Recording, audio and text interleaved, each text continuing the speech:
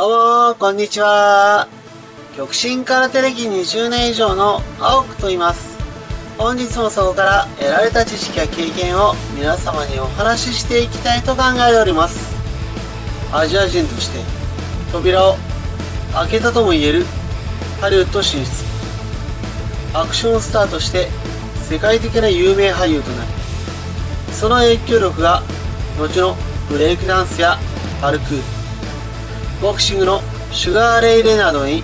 総合格闘技にまで及ぼしたと言われるブルース・リー。しかしその彼は元来、さらには俳優として活躍してからも生涯武術家であり、その動き、肉体はまさしく本物であり、だからこそ我々の胸の内で未だその輝きはわずかにも薄れることはありません。私は当チャンネルにてその源流が幼少の頃のストリートファイト、英春拳、ボクシング、さらにはダンス、フェンシングなどの経験をもとに編み出された独自の武術であるジークンドーであると、そしてその中には極真空手の創始者である大山抹殺を題材にした空手バカ一伝の中でも紹介されており、GS として燃えよドラゴンの中で後に極真空手で開発され、世界的な広がりを見せる技の一端が拝見されること、それを紹介させていただきました。そして今回はその燃えよドラゴンで世界的な大ブレイクを見せるその一作目。個人的にはその彼の柔らかい表情やコメディタッチなど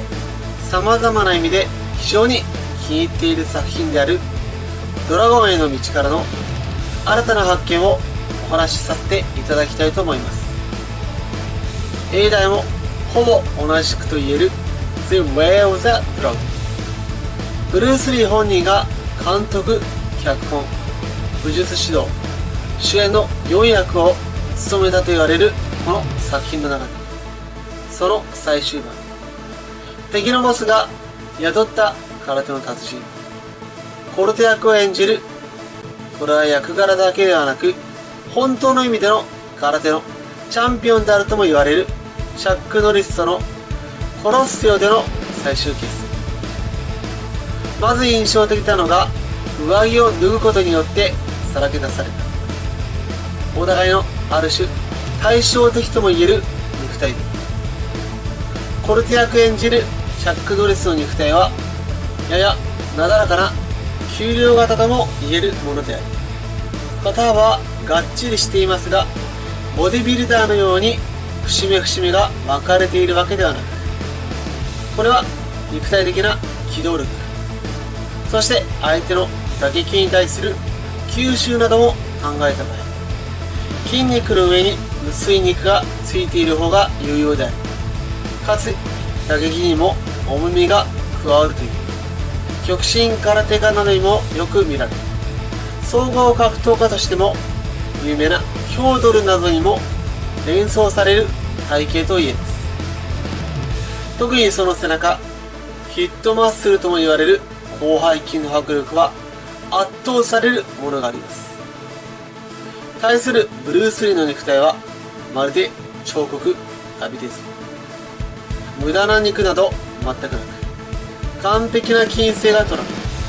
ゴリゴリに浮かび上がった筋肉が見る者を魅了し、引きつけ離さない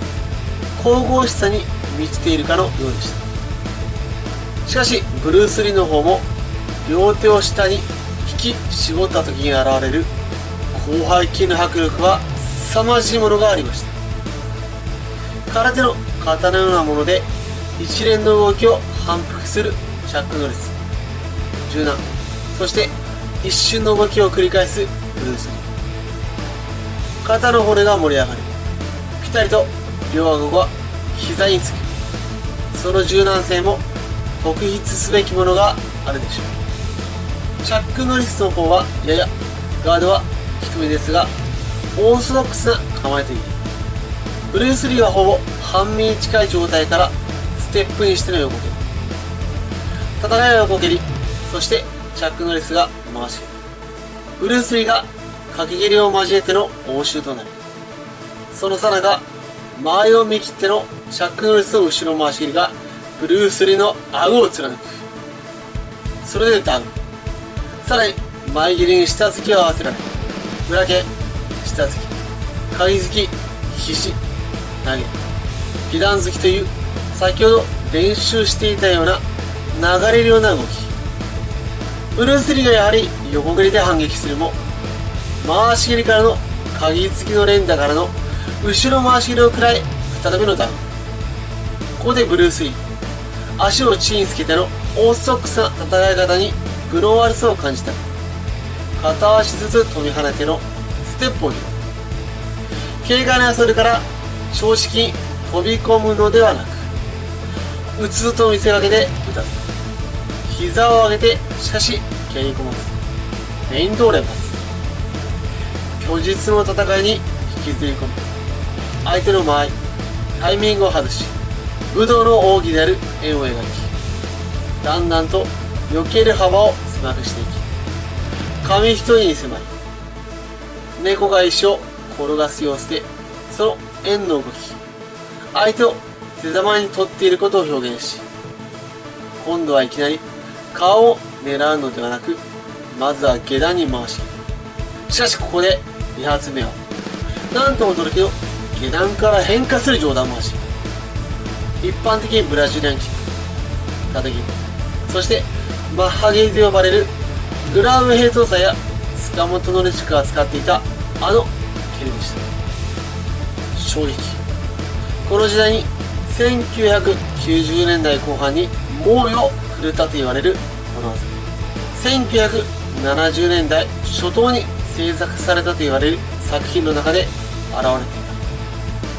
た。ざっくり30年近く前ということに、私は胸の動揺が抑えられませんでした。さらに片足での下段、中段、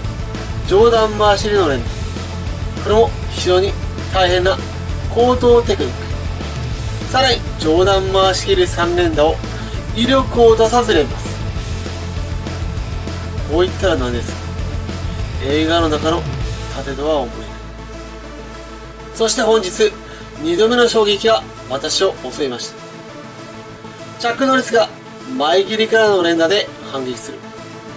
的確にぴったり同じ幅下がりながらさばき、そして放たれた返し。それこそが現在最新技術と言われているバレリーキックにしてカーフキックでした。バレリーキックとは現在新極真会においてヨーロッパ大会22度の優勝、体重別の世界大会2階級制覇にして19、2連覇というあまりにも凄まじい実績を残し、神道として打たれるバレリーレベルが世間一般に広めたと言われるものである。分類としては下段かかと蹴りと言われ、ガニ股気味に横に振り出したかかとを水平方向に相手の脚部めがけて放つ技で、これは見るよりもやられる方が実際の力は凄まじいものがある。実際まるで足に穴がうがたれるような激痛がほとばしります。しかしそのバレリーが世界大会デビューし、そのバレリーキックを放ったらしいです。ある種その存在威力を示したのが第8回世界大会の2003年11月と言われていること。先ほどよりさらに時代を遡るかのように、これは革新的な先見性と言えるでしょう。しかも狙っているのは基本的には膝含めた上部と言われるそれよりも下、ふくらはぎ。それは現在の MMA、日本では堀口教授の朝倉海2戦目より一気に有名になったカーフキックとなっている。一応ですが、堀口教授が朝倉海のリベンジを決めたのは2020年の12月30日。さらにはそのバレリーキックを見せ技にしての右上段回し、前を完全にコントロールしての裏剣の連打、左右正規、鍵付きの連打、両手を軸にしての両足払い、それに正筋付き、下からの小手で関節を切る。関節蹴りでバレルキックにより散々痛めつけた左足を乗る。それでも向かってくるところにとどめとしたまさかのフロントチョーク。ここまで打撃で攻めており、最後は締め技というそのハンマー脇を彷彿させる背筋をフルに生かして相手を倒すことに特化するという、まさしくその実践性を見せつけた戦いと言えました。その先見性、多様さ、革新、実践性、何より倒れた相手に追い打ち合わせる。勝負が終わればその道着をかけて相手をいたわるという武道精神。まさしく彼は真実の意味での武術家と言えたのではないでしょうか。私はこれからもアジアが生んだスーパースターにして武術家ブルース・リー、彼のその真実、実践性、技の革新性、それを皆様に紹介させていただきたいと思います。